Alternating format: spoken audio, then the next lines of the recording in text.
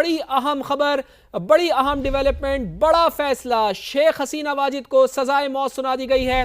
बांग्लादेश की साबिक वजीर आजम शेख हसीना वाजिद को सजाए मौत सुना दी गई है। तो 3 इल्जामात के तहत उन्हें उम्र कैद की सजा सुनाई गई थी जो उनके ऊपर साबित हुए थे, और 2 इल्जामात उनके ऊपर साबित होना बाकी थे और वो 2 इल्जामात भी साबित हो गए हैं।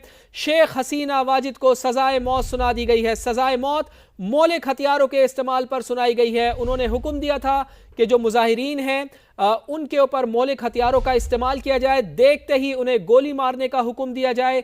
तो ये इल्ज़ामात उनके ऊपर साबित हुए हैं। एक ऑडियो भी उनकी लीक हुई थी जिसमें आला हुकाम को वो हिदायत दे रही थी, बाकायदा उनकी आवाज़ में वो ऑडियो लीक हुई थी जिसमें वो ये कह रही थी कि मुजाहिरीन को जहां पर भी देखें उनको गोली मारें और उनको कंट्रोल करें, मौलिक हथियारों का इस्तेमाल भी करें। तो ये अहकामात देना शेख हसीना वाजिद के लिए शिकंजे का बाइस बना है और ये शिकंजा उनके ऊपर सख्त हुआ है और अब बांग्लादेश की सुप्रीम अदालत ने उन्हें सजाए मौत सुना दी है। बांग्लादेशी अदालत ने शेख हसीना वाजिद को सजाए मौत सुना दी है। सजाए मौत मौलिक हथियारों के इस्तेमाल पर सुनाई गई है।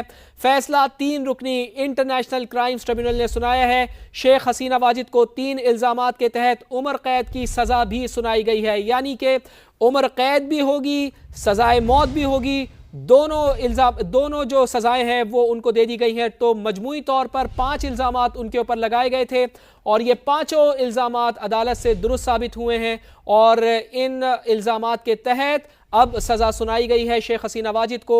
ना सिर्फ उम्र कैद उनको होगी बल्कि इसके साथ साथ सजाए मौत भी उन्हें सुना दी गई है। गुज़िश्ता साल तलबा एहतजाज के बाद 16 साला मुतलक़ुल इनान इक़्तिदार का खात्मा हुआ था और अदालत पहले ही उनकी जायदादें, बैंक अकाउंट जब्त कर चुकी है।